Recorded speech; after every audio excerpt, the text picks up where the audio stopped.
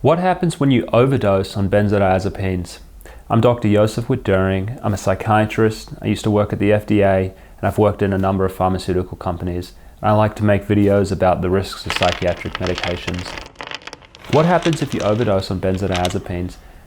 This can range from, not much at all to, essentially death. And really it depends on how much you've taken and whether you've taken these medications with other things. And so in general, benzodiazepines, as keeping all things equal, are actually fairly safe to overdose on. I've seen people take huge amounts of these medications, and if they're just on it, they usually come out of it after a period of really, really long sedation.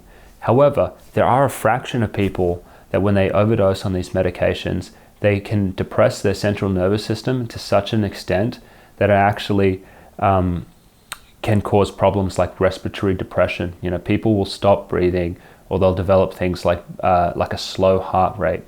And so that's typically with very, very, very large overdoses.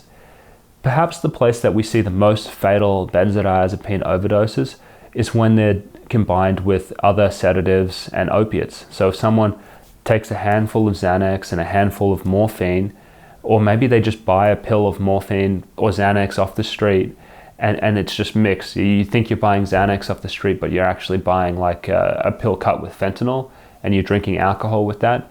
Those are usually the people that will overdose and go into full respiratory depression, stop breathing, and die.